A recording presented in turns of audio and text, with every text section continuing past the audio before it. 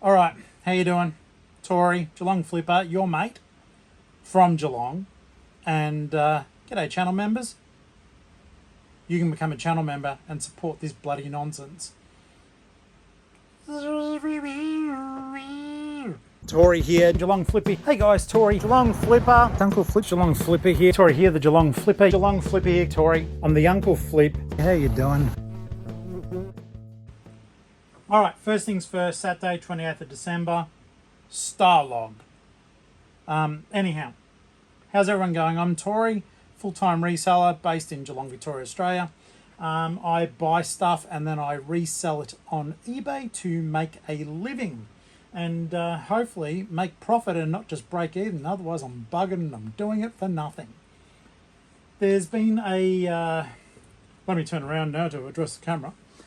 There's been a new thing or new policy update that's coming out from eBay regarding the sale of used clothing.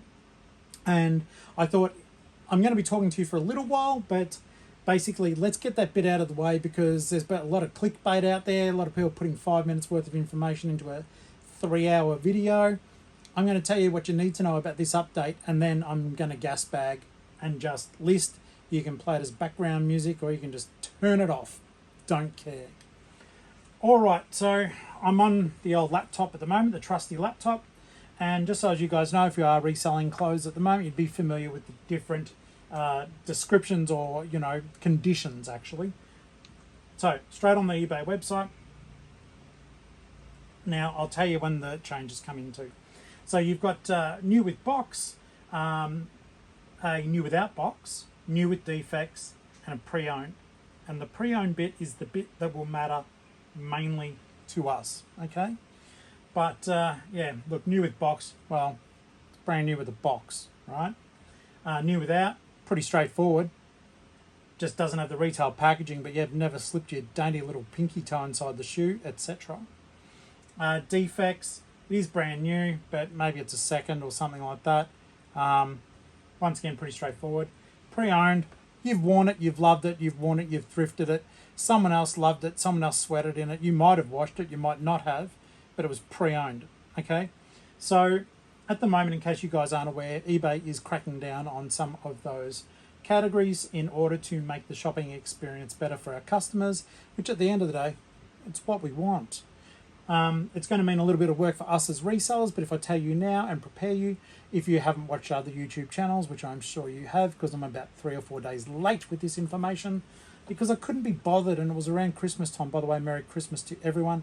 Hope you had a good time, and hope that everyone is doing super well. All right, let me jump straight to this bit, because I'm already starting to feel myself waffling. So, they're the conditions. Now, they're going to be updated. It is very straightforward. All right, let me just flick over that I'm reading from the mouth of the eBay. All right, so this is what they've written. To enhance transparency in our rapidly growing pre-loved fashion category and to help reduce returns for item not as described, or if you love acronyms, INAD, we are launching new pre-owned conditions for clothing categories. Instead of one generic pre-owned item condition, sellers will have the option of 3 pre-owned conditions to better describe their item. I think this is actually a good thing, and in terms of transparency, because some of you cheeky buggers take amazingly good photos that, not deliberately even, just you've got good lighting and it doesn't show the true condition of the clothing. So it gives you a chance for transparency and not getting those item numbers described. So from the 23rd of January 2025, they're going to, well, they've written will, I'm not part of eBay, will replace the current pre-owned condition with pre-owned fair, pre-owned good, and pre-owned excellent.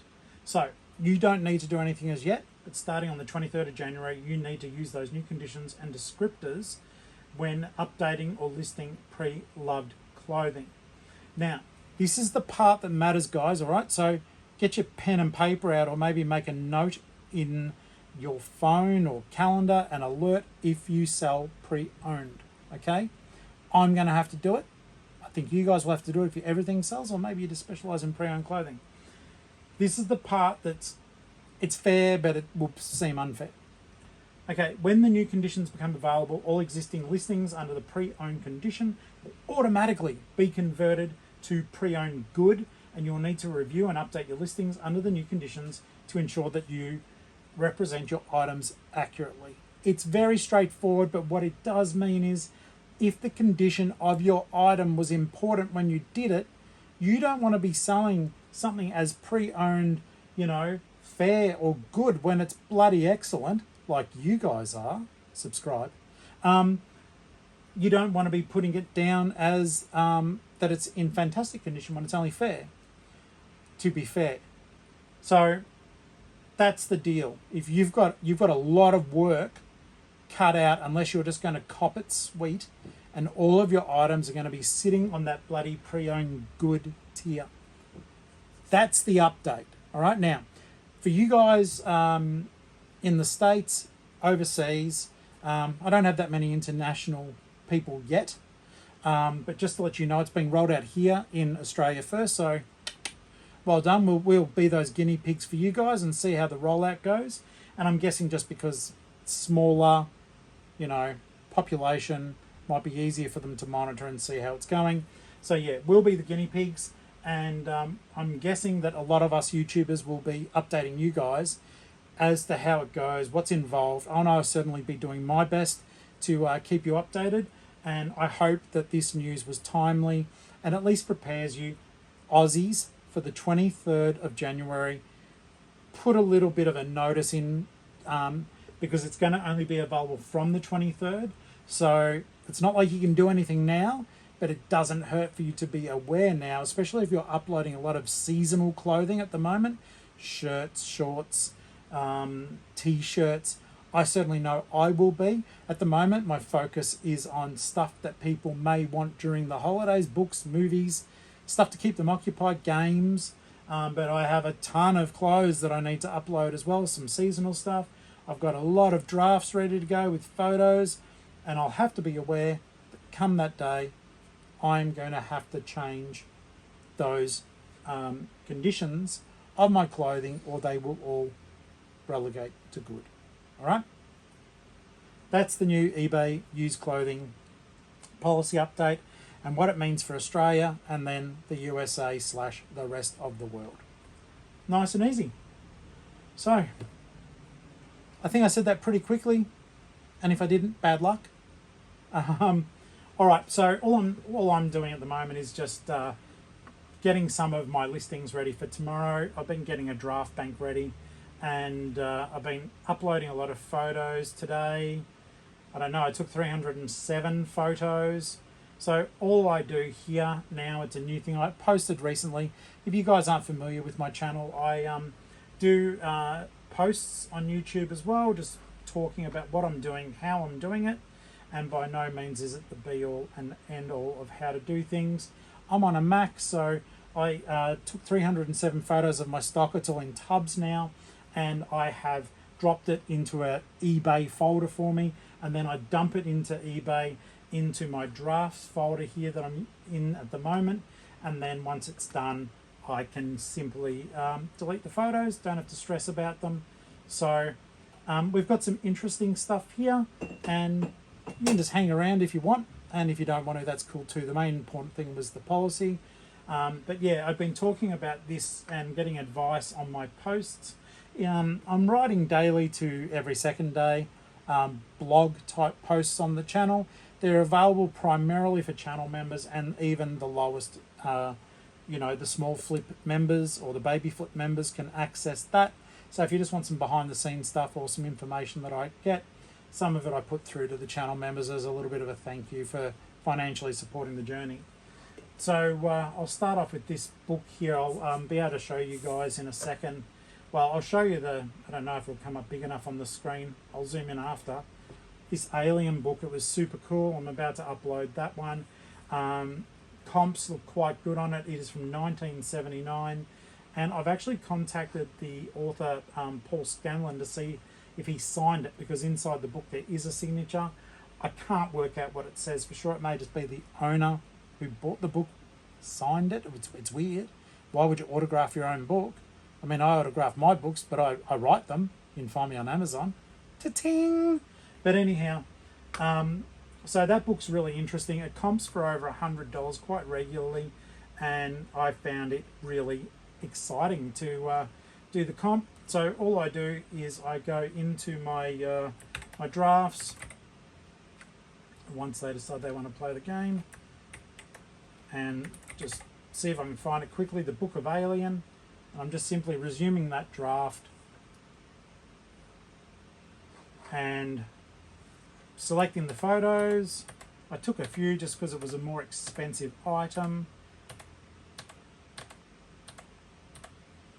And the neat thing is there, I can just grab them. I literally just drag them over and they're updating for me. Some people say that they open up multiple tabs to do this. I don't think my brain would process doing it like that. I've got my little, okay, they're all here, now they're all uploaded. I'm happy. I go down the bottom because I've already done everything else that I needed to do. And this book initially, I've got it listed at $199, but waiting on confirmation of that signature. If it is really signed, I'll consider maybe upping it a bit more. If not, I'll probably, if it's not a signature, I'll be dropping it down to about the $130 mark. Okay, so saving that for later. By the way, I think I picked that book up for $2. Okay, so that's done. So now I can go over to my little folder and I simply get rid of it. All right. So I hope that you guys have been having a wonderful break. If you have been doing that sort of thing, you know, taking some time off. We had a couple of days off, but for the most part, I don't know, sometimes this stuff, like we've been home and I don't find it overly stressful taking some photos, and I must admit I've been finding it to be really therapeutic to have a draft bank. And I felt really unwell on Christmas Day, or rather Boxing Day, and I have these draft banks set up, and I list between $500 to $600 every day, or I try to, and I felt crook. So I was actually really pleased that I could simply go list all the drafts and didn't have to put too much pressure on myself. I was running a temperature. I was a sweaty little piglet, and I'm super glad that I had preempted. And I think draft banking is a great way to go. Just to let you know, the drafts last for 75 days. They do give you a little counter, so you're not going to accidentally, you know, have no idea about when your draft is going to die. So that's something that may be worth considering doing. Particularly too, we're trying hard to give ourselves 1 to 2 days off a week. One day where we pretty much do nothing. We might op shop just for fun, but that's because we like doing that. And it's just fun looking around. But it's not so much the pressure of trying to find stock on those days as it is just spending time together and just having fun.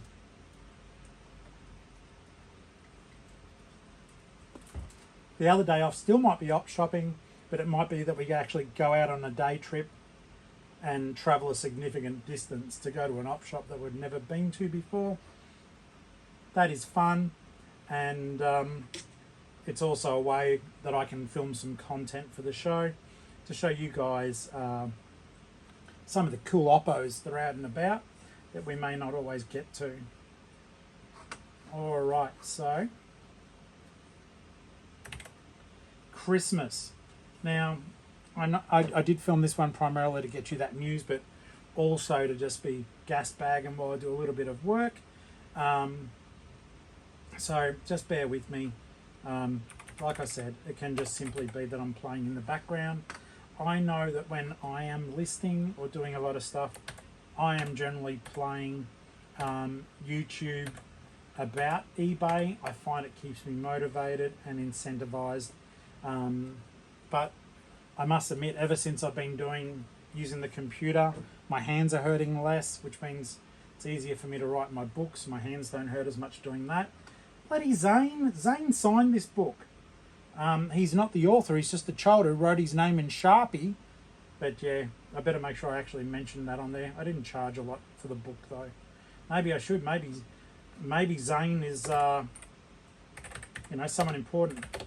Signed by Zane. No, he is not the author.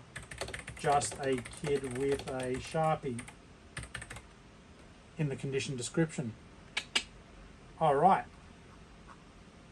Bloody Zane. All right, save it for later. Do you guys have any special things planned for between the sort of Christmas to New Year? Have you stopped listing? Have you set up scheduled postings? What is the sort of routine that you guys go through when you have time off? Do you put your store into time away? Do you still continue trading? I found that scheduled listings don't work, and I don't know if you guys saw my video, and if you didn't, it doesn't matter because I'm going to tell you now. By the way, I'm not going to cut this out, so any screw-ups, burps, I'm drinking, ginger ale, so if I burp, it's just bad luck. I'll try not to do it into the mic. But, I contacted eBay directly because I was sick and tired of different people giving me different information, and all I thought to myself at the time was, well, the best thing I can do for you guys, because, some of you do put your faith in me to give you some good information when I know it, I would ask them directly. And the eBay customer service operative, that was not a chat bot, that was so funny. I can't remember. Someone said that when I posted the video, that it was just a chat bot talking to me. They were kind enough to let me know that drafts and then releasing them are the best way to go for buy it nows. Scheduled is the best way to go for auctions because it can take up to a day for Cassini, the eBay search thing, to actually find your listing. So try to set your auctions for 10 days to give Cassini time to find you, and that way that people aren't blind searching and that you're not being missed as your auction's taking place. You may have noticed that like a lot of auctions now are not getting bids immediately, they're getting them toward the end of the auction. I don't really do auctions. My stuff's just, for the most part, bread and butter, or if you want it, make an offer. I've been finding that I've been getting a bit more success ever since I have been more reasonable with my pricing, because it's a difficult one, because you do think to yourself, well, I did a comp and this is really good, and everything I sell is so special, and then you realize that, hey, I'm just charging a little bit too much. Even though it may be really good, I'm charging a bit too much, so stuff isn't selling. And I've tried to rectify that by going through and changing some of the pricing myself, and also just on stuff that's sitting there and a little bit old, I've dumped it down to 30% off in an effort to basically get some sales flowing, which they are. And on a personal thing that I'm very, very, very pleased about, I'm absolutely thrilled to let you guys know I've been showing you the journey with my 90-day total. And if you guys remember the first time I ever showed it to you, I think it was $4,700. And as of just happened today, and I did post it, but it's about 14,300 and something now is my 90-day total. And I'm super pleased. I do want to keep up the momentum, and I would absolutely love to see, like, maybe I'll give myself to the end of the week, but I would absolutely love to see 15,000 there by the end of the week, if possible. The stuff I'm listing at the moment, predominantly books, predominantly kids' books. What I've done is just, for the most part, they're just cheap and cheerfuls. I've done book bundles as well, just to try to keep the kids occupied, like you with Paul Jennings, Andy Griffith's books. Like I've bundled 7 or 8 of them together and selling them for $30 plus postage. That way parents, they know if their kid's a voracious reader, and I certainly hope your kids are, that they can get them through the rest of the school holidays, hopefully, with some fun, innocent enough, cheeky little books that the kids can have some fun with, and gives the parents a bit of quiet time as well. I've put some James Patterson books up for the adults, and what else have I done? Chris Carter. Who's the lady who writes the Scarpetti books? I can't remember, but her. So they're all up as well, and we'll just see how they go. I want to be keeping the store busy and ticking over, even if it's only with $8 or $9 items, because at the end of the day, it's all money. Ever since my disastrous lowering everything to promoted rate of 7%, I am pretty much, or not pretty much, I am doing the suggested rate up to 12%. I think for me, it's a bit of a lesson that I had to teach myself to realize that sometimes I'm literally paying 50 cents on some of these items. So the hit like that, it's not the end of the world. It's just get it in, get it out. You know, let people enjoy the products, and it has been, I believe it's been extremely helpful to my business. I've got a lot of stuff to list at the moment. I don't know if you guys have gone out op shopping since Christmas. I'm not bothering, and I'll tell you why. And it might help you over the next couple of days, though it is the 28th now. I used to be a volunteer at Vinnie's, and over this period of time, most of the people who help volunteer, you know, they get a bit of time off, or they give themselves a bit of time off, which is well deserved, which at the end of the day simply means that even though the donations may be coming in, they're probably going out the back door and not the front at this particular point in time, because there aren't enough people there to process it. So there'll be a lot of stuff out the back that is waiting, and people will be able to probably take advantage of that, I would say, next week. So look, I'm dating myself a little bit by saying, you know, give it 1 or 2 days time. I think on my day off, or even on the Monday, which is sort of like a bit of a day off for me, typically we take Monday, Tuesday off, and I might hit some of the oppos then and have a look and just see what's happening, see if there's anything worth actually looking at.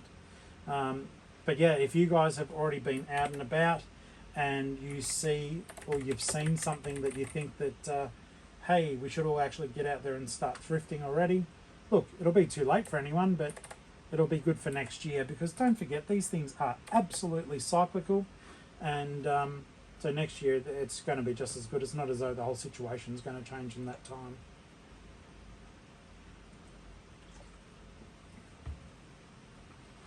These book bundles have been all right. I tried variation listing. I mentioned that a while ago. It didn't work for me, and to be honest, I'm kind of glad. I only did one ever just to see how it worked. It was with some Goosebumps books, but I realised that a lot of them are the vintage ones, the old Apple Scholastic books. So, truth be told, I'm actually considering. I don't generally let stuff wait to make a bundle, but considering these Goosebump books are worth about $600 and something as a complete set, short of the 62 books. But if you can pick them up for $1 to $2 a book, that's worth it. So I might just keep a little tub with my little Goosey Bump books. The ones that I've collected for my own personal collection are also the Apple Scholastic ones. Though I tell you what, with comps like that, I'm tempted to pull my vintage ones out, though they do have a charm. I don't know. What do you guys think? If I had a full set, would you flip it and just keep the original ones, or would you keep the vintage ones in your personal collection? As soon as the words came out of my mouth, I must admit, I did think to myself, you idiot, you just want to keep the old ones because they're cool as hell. Old stuff is cool. That's what I said when I looked in the mirror. Alrighty. So yeah, more book bundles here. It also did help because I know these books, like, yeah, they will comp alright if you sell them separately, but it does take time with these ones here. Like, there's 7 Andy Griffiths books here, and I've got them at $40. You know, I'll take an offer on that quite happily, and they'll get out the door and into someone's hands. It's been a crazy time though, going with the lead up to Christmas, getting stuff out, trying to get it there in time, and kind of, I don't know if you guys feel like this, but you kind of feel a little bit responsible with getting someone's bloody their presents to their family in time.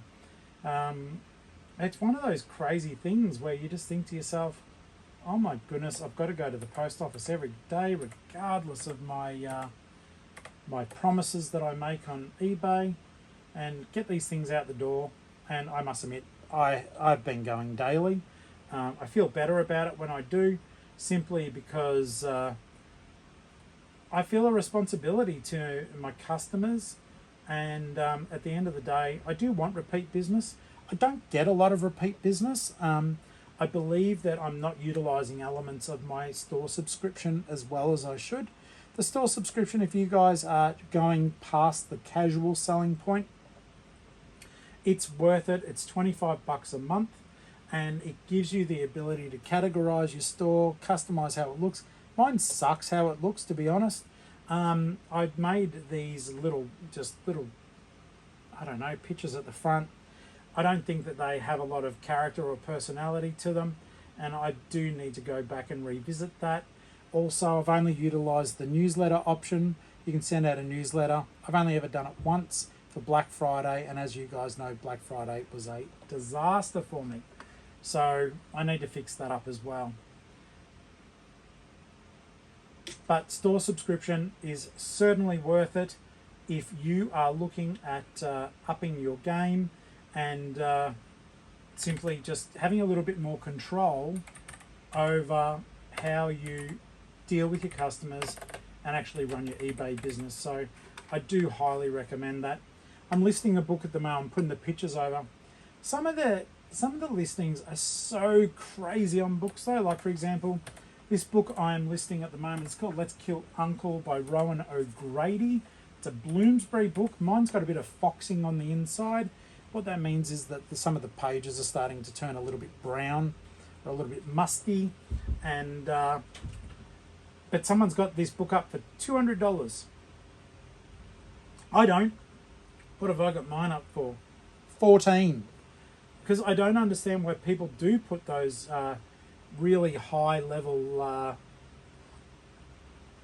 prices on. Like, I don't know anyone who's actually going to buy it for that much. I used to think it was like a bit of a conversation piece that people would do it so as someone would go, what the F? Like, why is that there? And I still don't think, like, I've never seen a high price that's made me go through someone's store. Have you guys, like, done that? Like, have you gone, oh my God, that looks so amazing. I need to go through and just see what a rip-off the rest of the stuff is. Another book. This is the Endo story series called Wolf Girl. It's a cute series, sells well. Some little devil has thought that their name was worth putting there. They should have at least written Endo, so I had a feeling that it was actually signed by him. So condition description, I put it down to good. It's still in decent nick, but some kid has written their name. The book, maybe one day they will write their own and scribble in that instead. I always try to, if the buyer is actually paying attention, I try to write stuff that gives them a laugh. But yeah, double book deal, $15, $10 postage, gets a Mando, good books, kids love them, save it for later.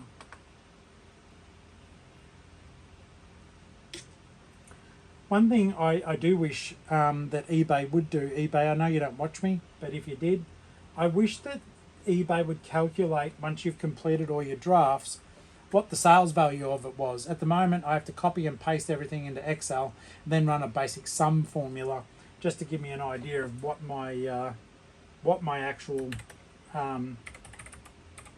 give me 2 seconds, sorry guys. I'm not paying enough attention to what I'm doing. The naughtiest unicorn. Yeah, I have to do a little thing in Excel to find out the answer to that.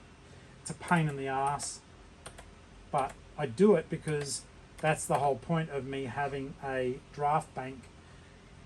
If I was confident that I was going to do like each one of these 52 litre tubs, I don't know if it's in focus, but my stuff's in 52 litre tubs. So far, each one of them has had at least $700 to $1,000 worth of value, and I must have about 50 or 60 of them.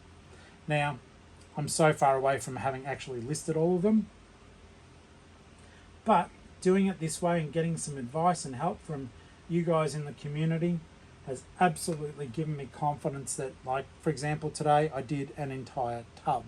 So I know that down the track, you know, I can certainly do that again.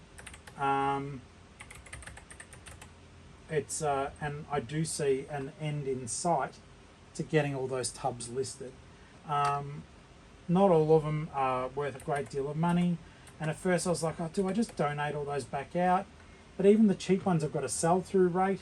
So it's just like, look, it's better putting money in. Even if I spend 50 cents and I only get $5 for it, it's better to get a little bit of money back, keep the machine ticking over. And at the same time, people might go, well, you know, the prices were reasonable, you know, so they may come back and have a look at some of my other stuff at some stage. I found a really cool item. I've listed it in this tub, but I thought this was neat. Check it out. It's a little Mickey Mouse hand puppet. Really neat, made by Mattel, and I was stoked to find that. Because it's so old though, even though I've tried to remove all like the little bits of dust and stuff, I haven't done. But she's cute. I'm a fan of that. That's a really good find. I don't know that they go for much. I put like, I think 25 or 20 on it, something like that, plus shipping. But I think that will make a Disney Collector's Day, so I think that'll be a lot of fun. I've also found recently, I found a lot of trading cards. Now, I'm not talking about recent cards, by the way. I found these cards. I paid $5 for them. Mum and Dad's cards have got written on them.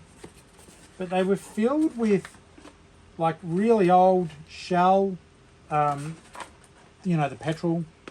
But they're different Beatles. I found like something that used to be 3D. True to life stereo.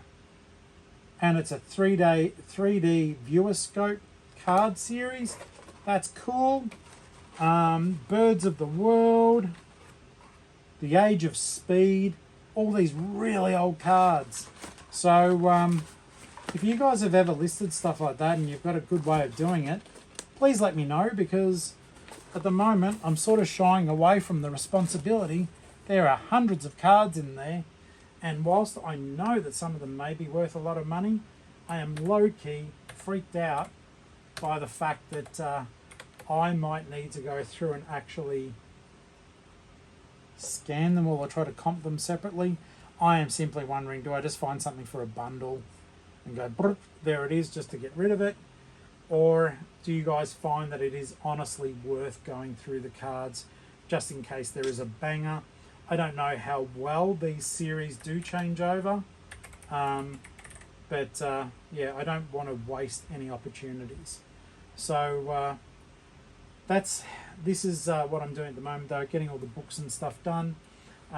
Tomorrow is Sunday, so I am planning on heading another book with a kid's bloody scribble in it. No, I need that one. Tomorrow I am thinking I might go to the off-site and start moving some tubs around, doing some tidying. Also, I'm pleased with myself. I've got 3, they're below the camera, I think, but I've got 2 listed tubs below the camera, and I've got another listed tub over there. They need to go to the off-site, which will enable me to bring more stuff over here. I'm going to do some writing tomorrow. My book Pinata, which you can find on Amazon under Tori Favreau, is going very, very well. It's extreme horror though, so if you don't like really nasty horror, don't buy it. Don't let the pink cover fool you. I did a very cheerful and innocent cover, just basically so as horror fans could go out and about with the book without holding a blood and guts sort of cover. So yeah, it's a good book. I'm very proud of it. The new one I'm working on is another, it's called Splatterpunk, but it's called a flock apocalypse. A bit of a play on words, you know, birds and apocalypse.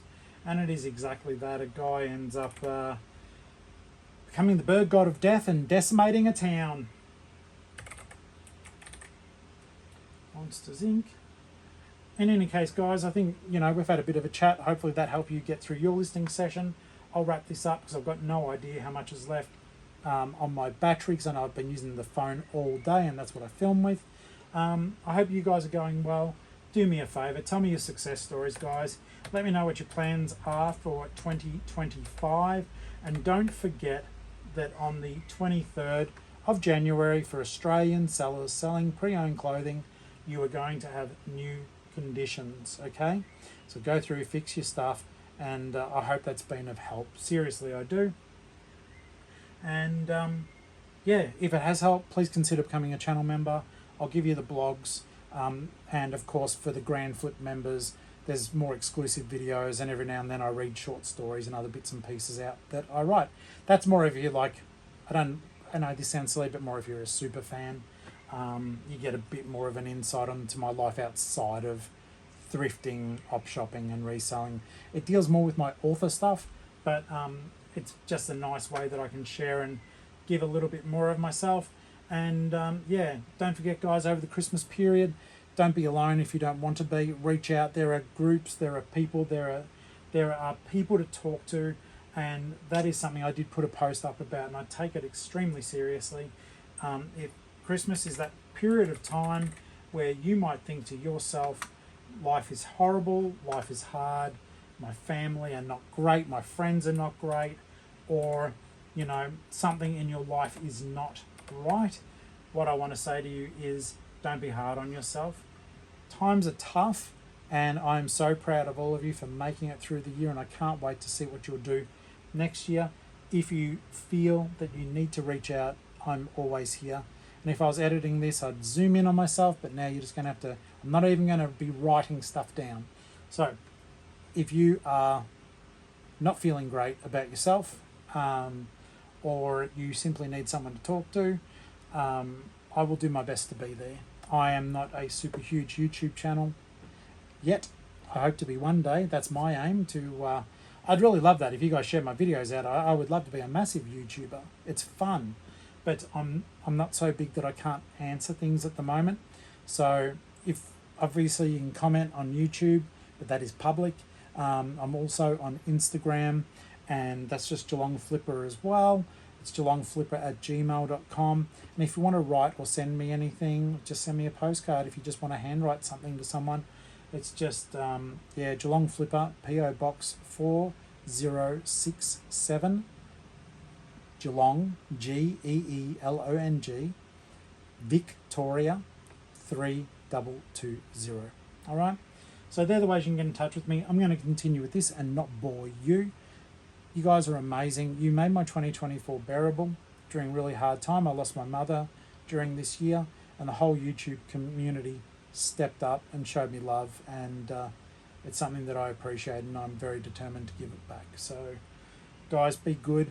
Have a very happy new year. I'm going to be doing videos before then, but just in case this is a one shot and you never watch me again, have a very happy new year. Have a very successful 2025. Hit that subscribe, hit that like, and thank you so very much to the channel members whose names are about to come up now. I really, really appreciate it. All right. You guys are awesome. I will check you later, all right? Bye. And now I'm going to get up because I'm not editing, and I'm going to turn the camera off. So here we go. Later, skaters.